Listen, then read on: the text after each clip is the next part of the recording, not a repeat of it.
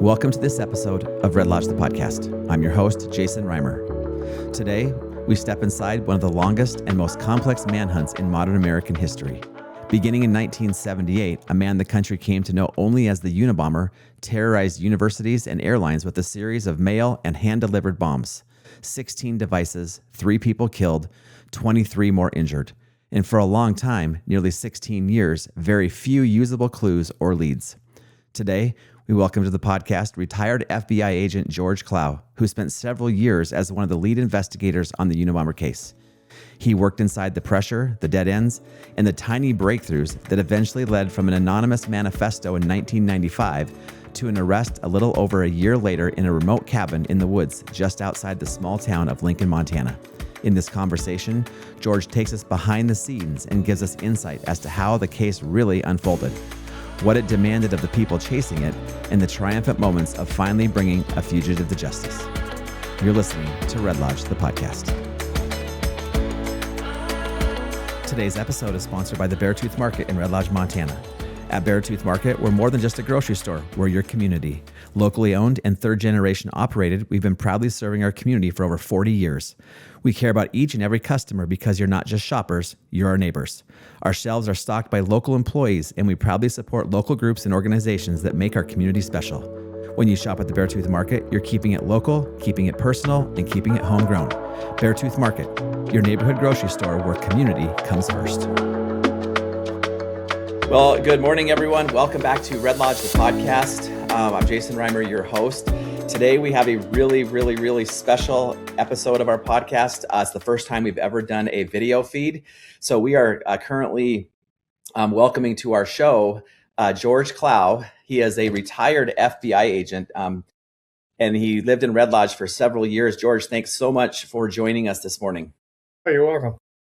Yeah, so George, you were in Red Lodge. The reason I your name came across as a potential episode for our podcast, Sarah Ewald, who's a real dear friend of mine, speaks so highly of you and said you had volunteered for years down at the fire rescue, and mentioned in one of our conversations, she goes, yeah, George was a retired FBI agent. He worked on the Unabomber case. And I was a college student back in 1993 at the University of Montana when the Unabomber case broke. In fact, one of my... What's that? Me feel old. Yeah. Oh boy. Well, hey, I'm getting there too.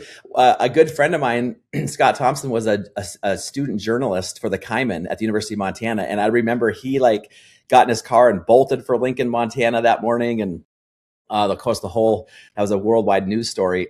And you served for a number of years on a task force. Is that correct? Yes, that's right. So we're going to get into that story today on the podcast. But first, George, tell us a little bit about your background and how you got into the FBI and so forth. Well, I had a background like everybody else that was our age. You know, I finished high school and wanted to go to college, and I did that. And because of the circumstances of where the country was in those years, it became painfully obvious that at some point in time, I was going to be brought into the U.S. military, that the Vietnam War going and all. And this goes back to in the 60s, the early 60s.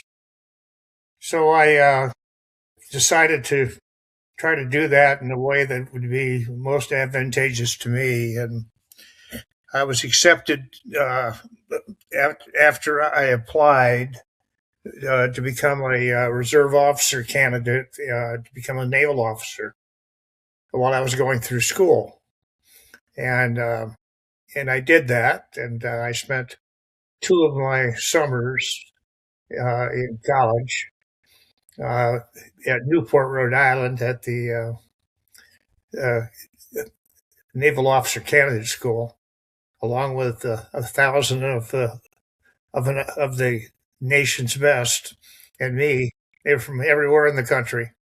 And I completed that, and I did well. And when I graduated from university, I was commissioned a naval officer and assigned to a small combatant ship, a destroyer, and began serving my first tour in Vietnam. I mean, within days of being commissioned. Wow. And you probably remember that fairly vividly. Oh, I Those are do. I those do are remember it. experiences you don't You know, forget. and they weren't bad memories at all. I Yeah. do So then, something different. what after your service in Vietnam, what prompted you to join the FBI? Well, I had applied to law school at UCLA.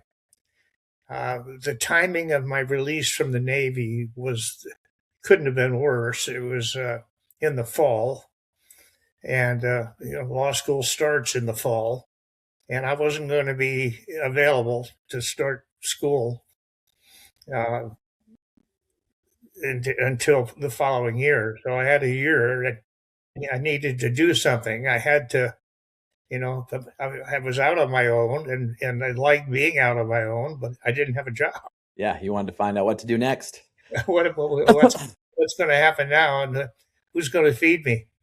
So anyway, two of the people that I was in I was because of the way I entered and served, I had an obligation to continue in the reserves for Okay. several years. And two of the people that I was working with in that connection, every Tuesday night we drilled. Mm-hmm. It said, "Hey, I don't know if you've heard, but the FBI is hiring 600 agents." This goes back to 1970. So I said, that sounds pretty good, and I could do something worthwhile and something that might be interesting. And so I applied, uh, along with about 50,000 other people. Yeah, and 600 of them, you were one of the chosen. I was one of the chosen, and And you said, the two people I drilled with in the Naval Reserve didn't get. oh boy. It was kind of awful. Yeah, that's, but you said, well, when you applied it, you said that sounds interesting. I think you'd probably say, looking back, because you served in the FBI for about 26 years. Yeah. And you would probably say there were a lot of interesting moments during that 26-year career. Oh, there were a ton of them. There were a ton of them. Yeah, I had a great career. Yeah, and we're going to get into that. You were stationed in New Orleans, Dallas, Fort Worth, San Juan, Puerto Rico, DC, San Francisco. So you got to be in a lot of different places and experience a lot of different things. Well, those are a lot of moves in a very short time period. Really, I in that period I got married, had two kids, and they all expected to have a house to live in.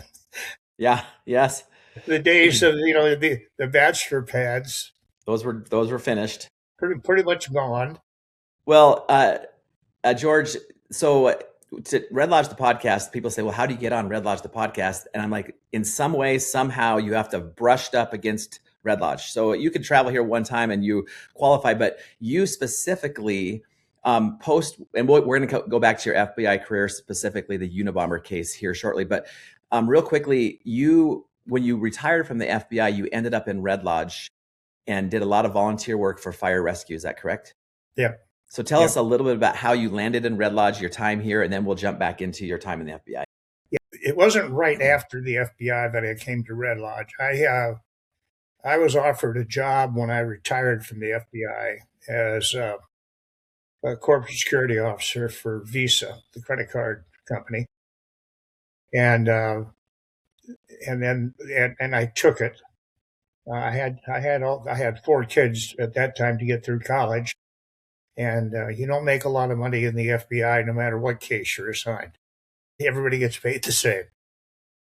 So I took the job with Visa. During that period of time, my sister married a guy from Billings. He says, "Come up during the summers. My family owns a place at East Rosebud Lake." Beautiful place. Oh my God, it's a Chamber of Commerce place. Yes. I think the thing is all done, with the knowledge that they're bringing people up to hook them. For sure. It was a beautiful place. Anyway, my wife and I decided that if we had the opportunity, sometime in the future, we were going to try to find a place in that little world up, in the Carbon County area somewhere where we could enjoy the scenery and the life and the people, year round.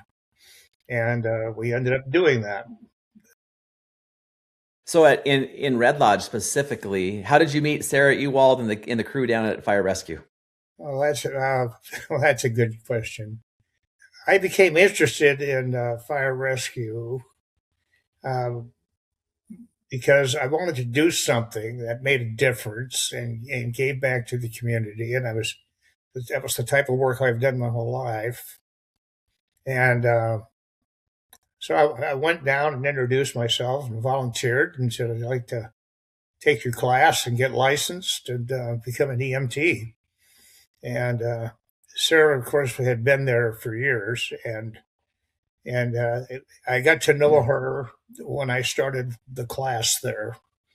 And remarkable program that still exists, and I ended up doing that for 10 years. You're living in Texas now. Yes, I am, for health reasons. I had to move out of the Red Lodge, and I couldn't exist at the altitude any longer. Yeah. So George, kind of moving back to your career in the FBI, and specifically this case centered around the Unabomber. For anyone who is over the age of 30 or so, the Unabomber case is probably the most well-known, or one of the most well-known cases of domestic terrorism in our country's history. And in 1993, June of 1993, there had been about a 6-year gap. The Unabomber Theodore Kaczynski had not sent out one of his mail bombs or for 6 years, and all of a sudden in 1993 he reappeared. At that time, you were then appointed on a specific task force centered around the Unabomber. Is that correct?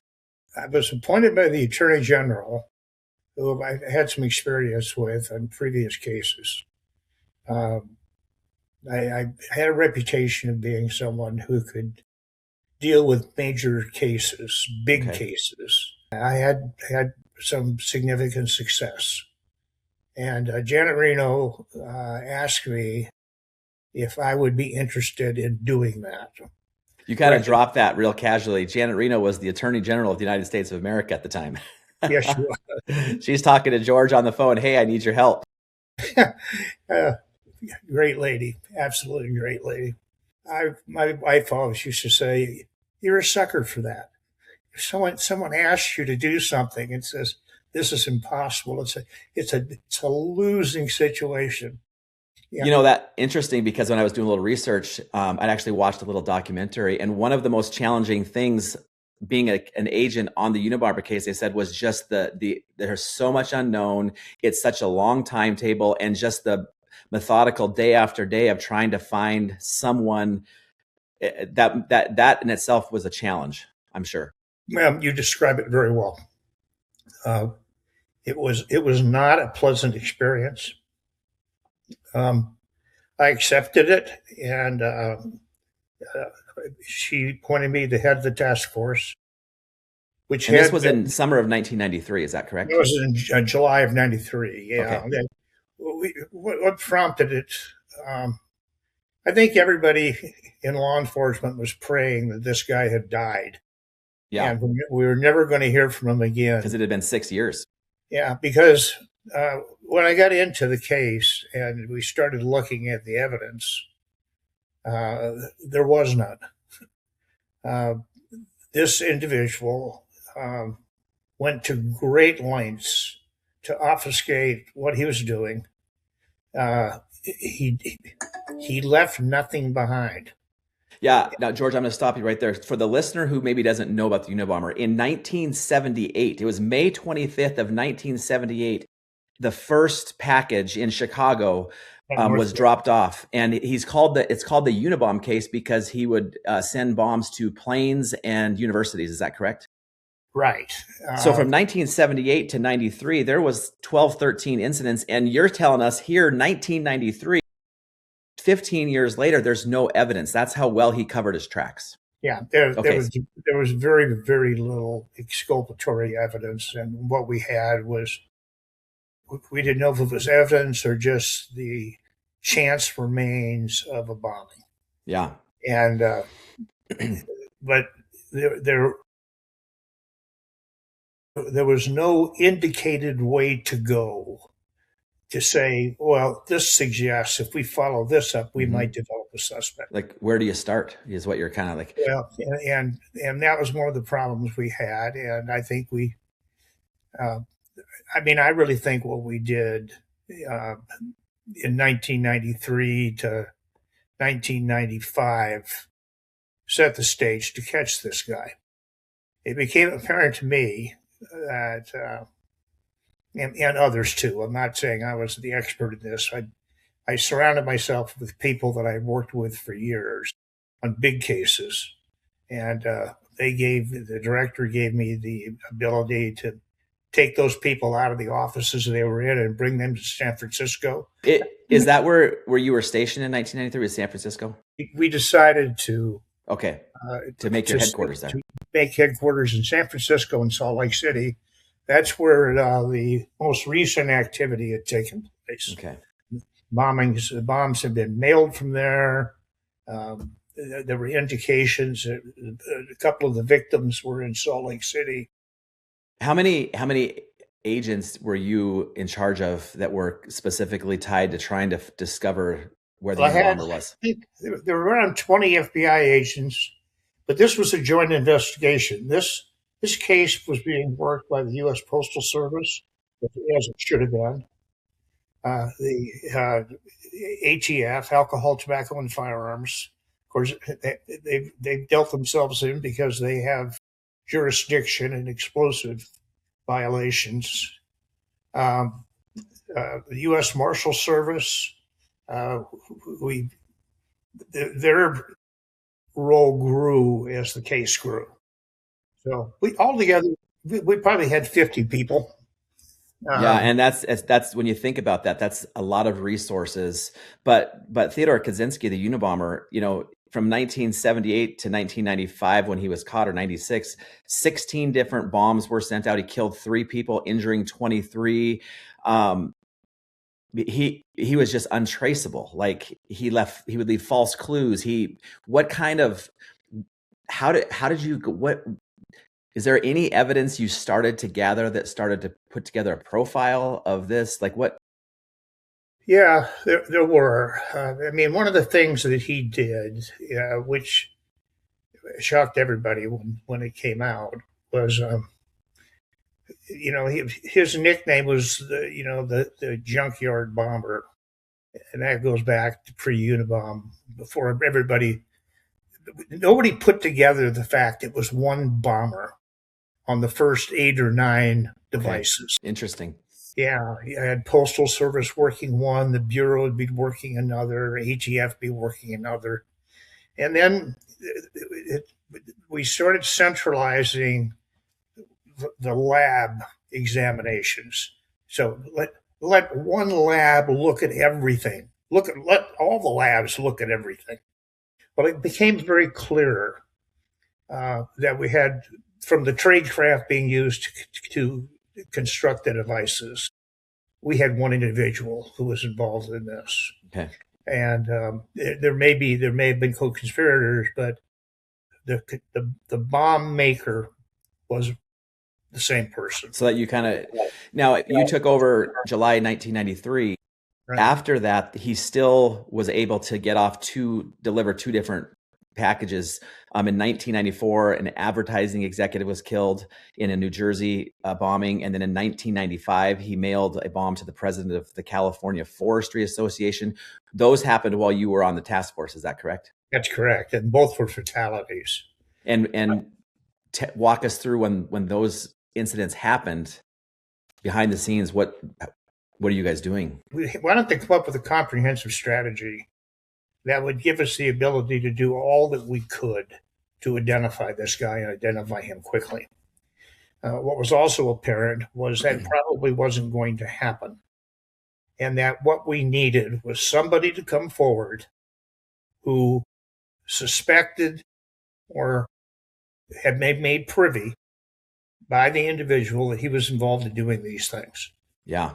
So one of the strategies was I did about every major national news broadcast in the country over a 2-year period from 93 to 95. I mean, 60 Minutes, Connie Chung, Eye to Eye. Just trying to put out information that someone might grab and say, hey, I might know this person. Somebody would grab and say, that makes sense. During my tenure, that didn't happen. That did happen right after I left. Yeah, because that's what kind of broke the case open. Tell us about that. Ted Kaczynski, to back up, was kind of what we suspected we would have. Somebody who was a loner, had very few friends, lived by himself, didn't share anything with anybody, ideologically committed for what at that point were unknown reasons to do these. So we went after this several prongs. We did a victimology study, very thorough. We took all of our victims, even the ones that appeared random. Okay, this is interesting. We had a fellow by the name of Hugh Scruton who owned a computer one-off business in Sacramento. He went out to get in his car one day, and there was looked like a 2x4 behind his back tires. He went up and kicked it to get it out of the way so he could back up. It had nails in it. It exploded. He ended up being a fatality. Was it directed at him? Don't know. But we treated him as a victim, and we did workups on all these victims, so whether they were named or unnamed. When that particular explosion took place, was that one of the last ones? I think that was in 85. Okay, so that one, though, the Unabomber had to go place it himself behind the wheel.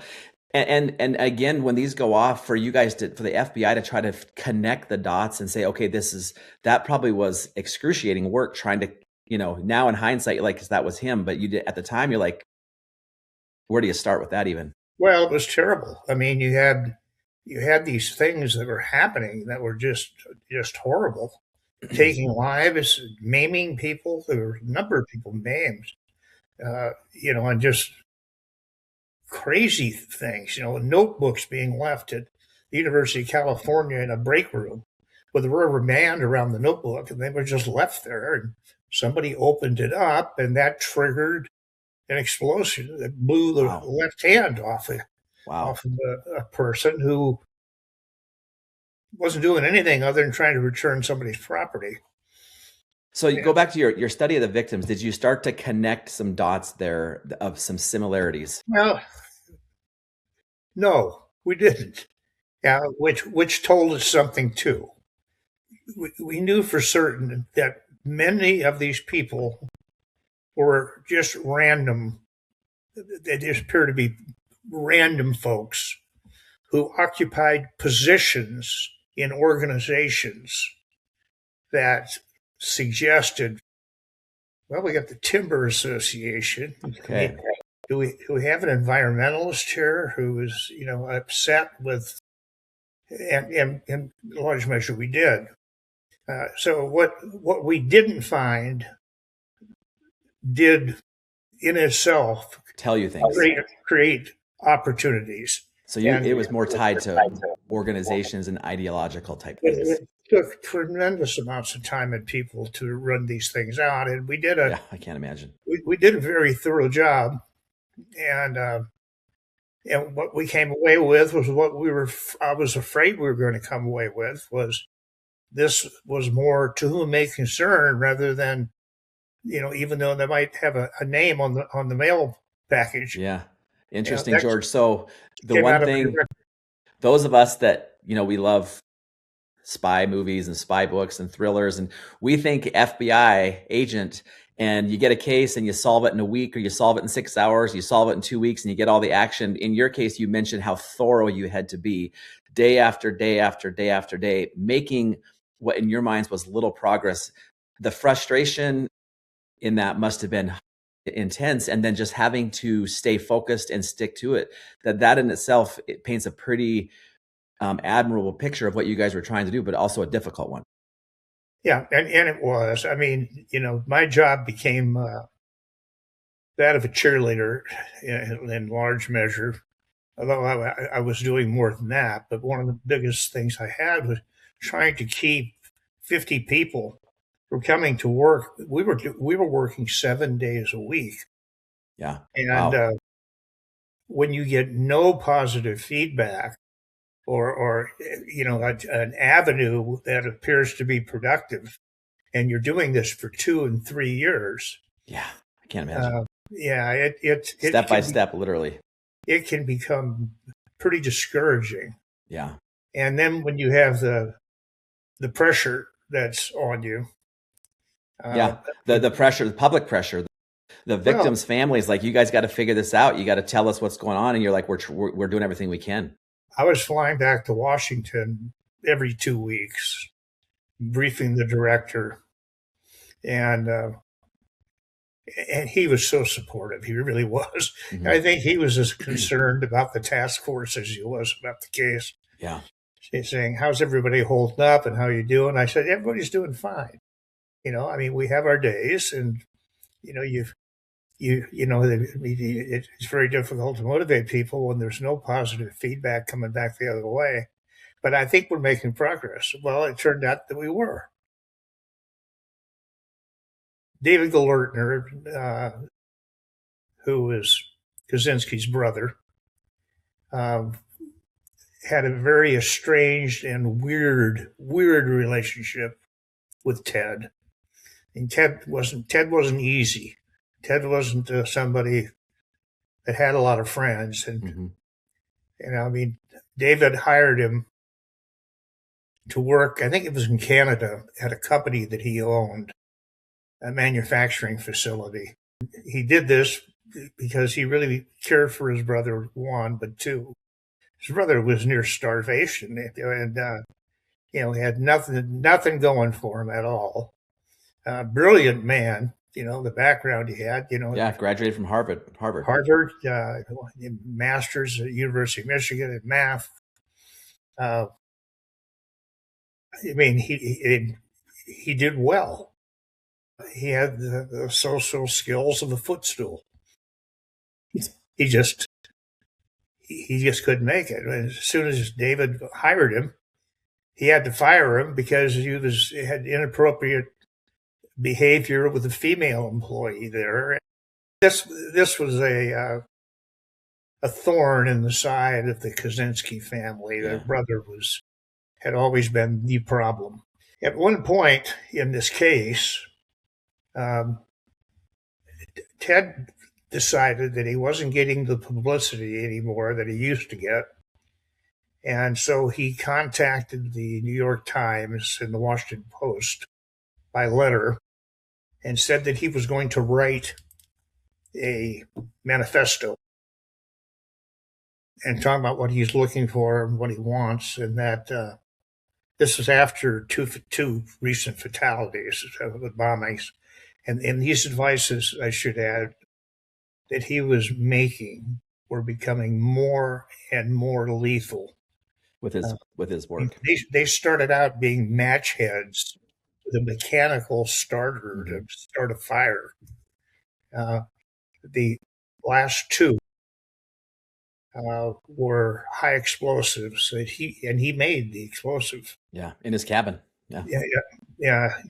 Crimped, professionally done. Fusing mechanisms were state of the art. Sent by mail. One was sent to we suspected, based upon the fact that it was sent to somebody who was the new forest guru. He sent it to the guy that used to be in that position at the business address. One of his early bombs was intended to bring down an airliner, and it malfunctioned, and smoke was in the cabin. But that one was scary, and I told people that this probably would have been a major case long before I got it. If that Had device happened. Yeah. functioned, it fulminated, burned rather than exploded. Right. And you mentioning that he got more sophisticated as time went on. Thankfully, he wasn't able to plant one of his later devices onto an airliner, because he might have Oh, unfortunately. it would have certainly brought it down. It Yeah. would have. So it was the manifesto that his brother David recognized and started to say, "Hey, this is familiar rhetoric."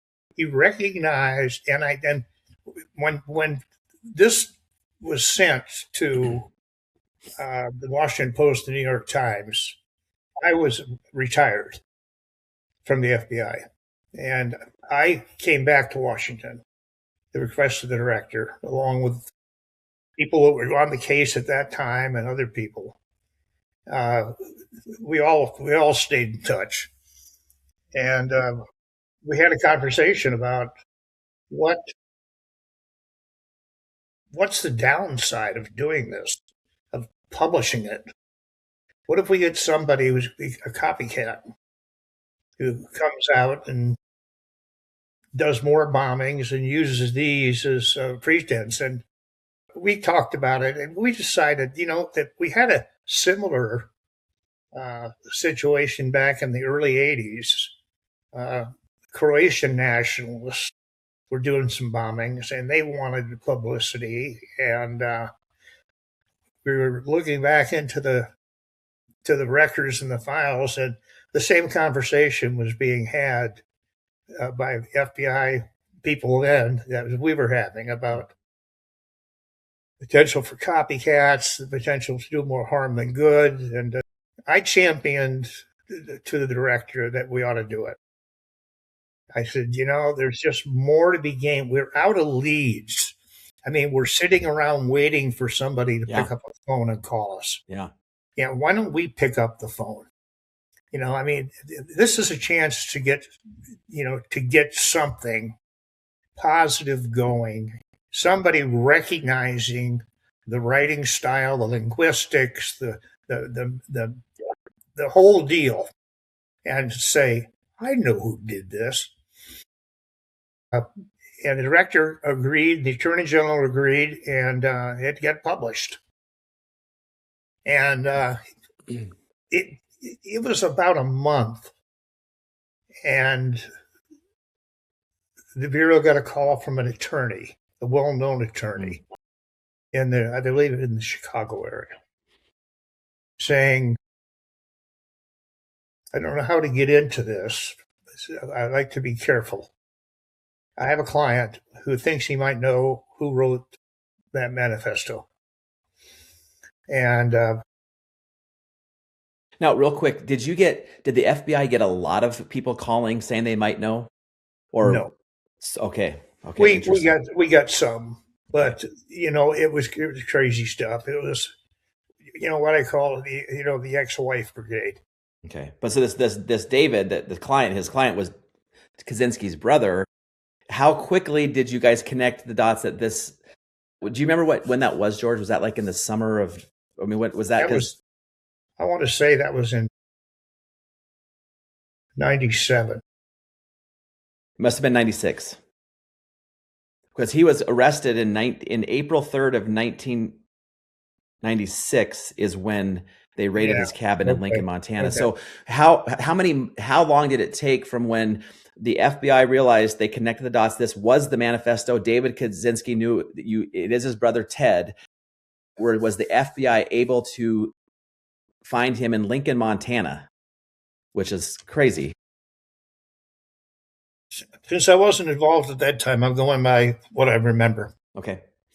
It became clear pretty quickly that this was a solid lead.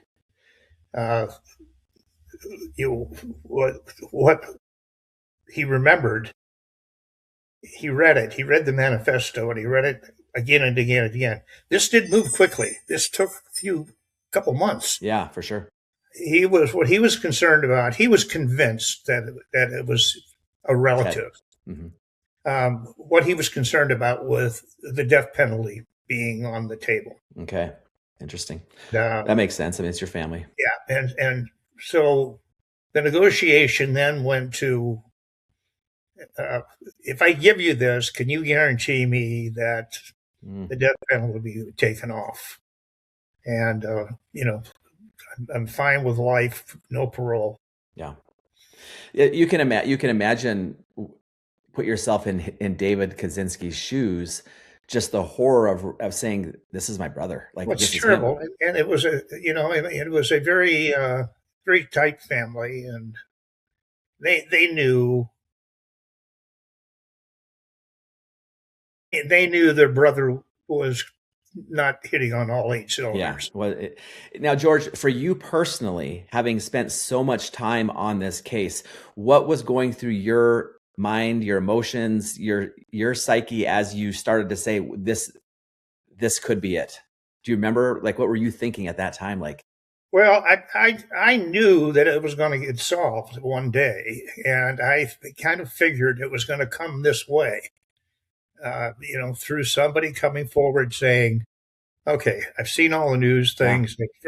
Yeah. Or I've talked to him and he's told me whatever." But so I wasn't surprised. It was more,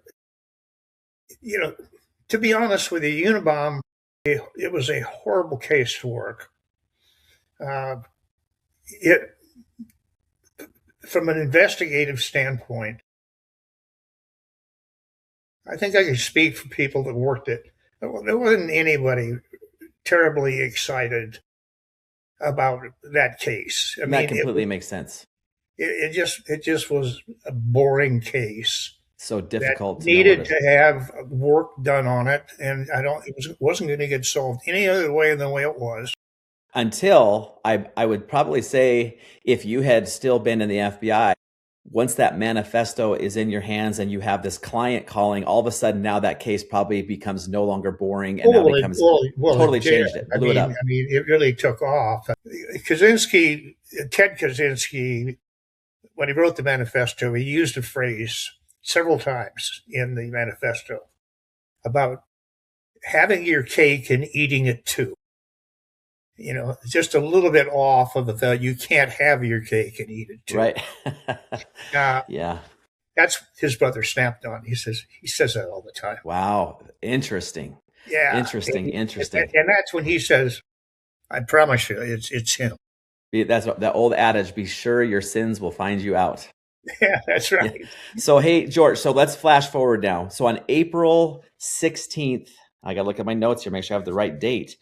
April 16th, or April 3rd, 1996, the FBI makes a go. Lincoln, Montana. Now, I have a little personal attachment to Lincoln, Montana. I grew up in Missoula.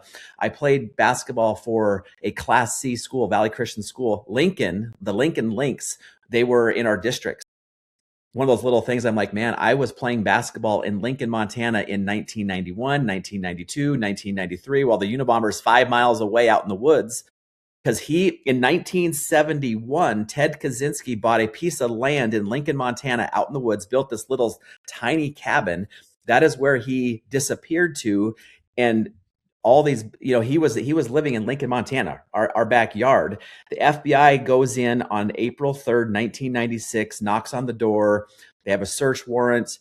Do you remember that day? I mean, you're retired, but you're in the loop at that point. Oh, I do. And I was still with the Bureau. I retired in September. So I was running the FBI Academy at that time. Yeah, but I knew it was going down, and then I'd heard really alarming news that one of the big networks called the director, the editor called the director and says, "We have information that the Unabomber has been identified and located. He's in a little town, not far from Helena. And we are going to run with that story." And our director was an interesting guy. And then one of the smartest people. Who was the director at that time? Louis Freeh. Okay, Louis Freeh. Yeah, Louis was a former federal judge who, at 40. He was unheard of.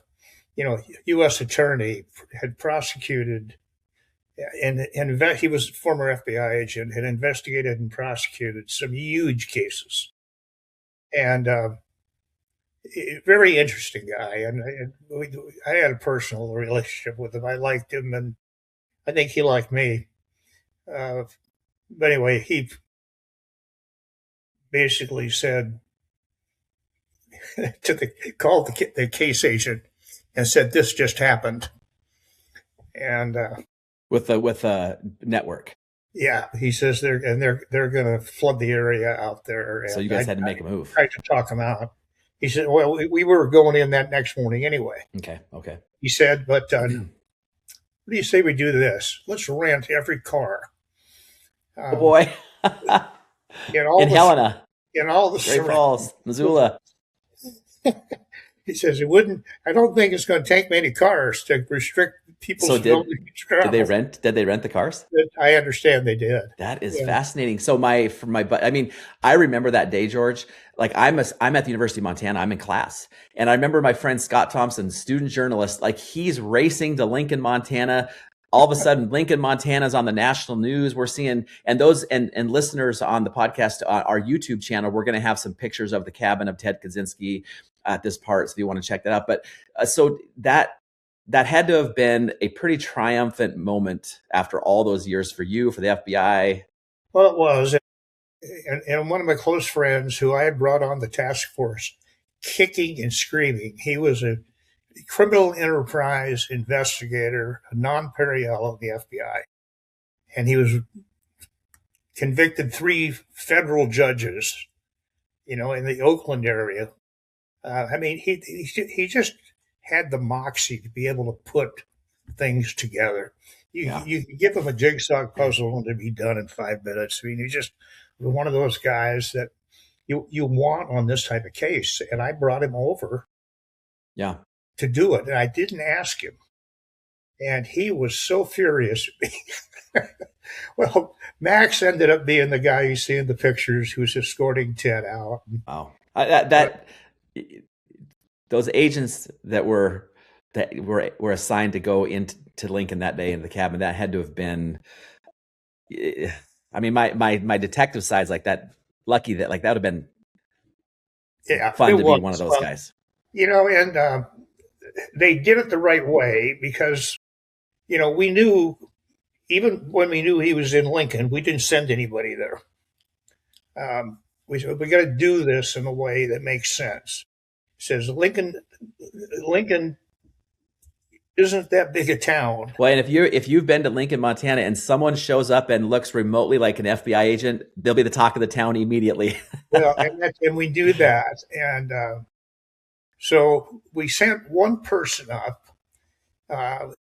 We identified a forest ranger up there who had been there for years. Mm-hmm. And we took him aside along with his bosses and said, "This is what we got. We'd like to do this in a way that you could give us cover. We're going to send one person up there.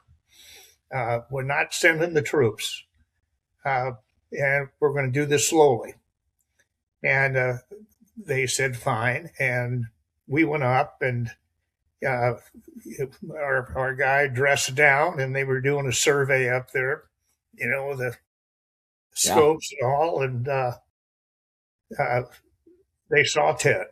So they did make a visual contact with him. He was out on the property, and he knew the forest ranger. The forest ranger knew him.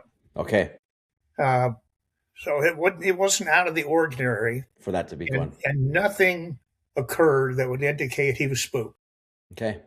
And was that like just weeks before the arrest, days before the arrest? That was days. Okay. And so then we brought people up, and they slept in their cars. And that next morning, they, on a pretext, went to the front door. And the ranger and Max, and Ted answered the door. And he knew right away. Well, yeah. Well, the first thing they did, Max jumped in and put him down on the ground, and he says, "Are you FBI?" Yes, we are. Yes, he was hand. Yeah, that tells you something, doesn't it? Yeah. Um, Well, what's interesting is in his little cabin, they found all the materials he was making bombs with. They found silver, sugar, lead, potassium oh, chloride, sodium I was chlorate, going to get zinc, to that. aluminum. Oh, I stole your thunder. I'm sorry. That's all right. Not only did we find the ingredients, we found a completely constructed bomb, Mm, high explosive, uh, in a ready to go. package. It was under the bed that he slept in. Packaged. It was wrapped. He All it was needed to do was a dress. he was ready to make Yeah, I mean, another strike. and it was, how one of those bombs didn't go off when it was being transported to where, they were sending it. Yeah, no kidding. Because he would mail them. It's amazing because, I mean, the fusings on it were anti-disturbance devices. I wouldn't have Yeah. wanted to been on an airplane that had one of those in them. Oh, yeah. I think probably very fortunate over the years. George, One of you the had things, go ahead. no. Go ahead. Go ahead. One of the things we knew, from the psychological analysis and looking at all the way this guy lived and the way he made devices, and we knew he was a loner. We knew he was probably going to be somebody who hadn't shared this with anybody. We also knew that he was technically proficient to do something that could possibly cause harm to a lot of people. Yeah. Um, when they went in and put Ted in handcuffs, uh, he was very cordial. He wasn't combative at all. Uh, as soon as they gave him his rights and said, "We'd like to talk to you about these bombings," he said, "No, no, we'll not do that." But he said, "Did any of you see the Laker game last night?" Oh my And goodness. I mean, he was convivial. He was reassuring. He was friendly. Mm-hmm. Jackson, he had great conversations over the months leading up to his trial. He'd talk about anything with you, and he was a nice guy. Yeah. Did he ever? Any reference at all to bombings or where he's been or what he's doing there? He just shut it off. No, that was it. Did as the investigation unfolded in post arrest, did the people of Lincoln, Montana, were they like, oh, we know that guy, we've seen that guy, oh, Ted, or was he pretty isolated even from the small town of Lincoln, He was Montana? pretty isolated there. Yeah, he really didn't have much to do with anybody. A few people had kind of, I mean, you could look at him. He was a mess. I mean, Which is part and why it took so long to catch him. He just.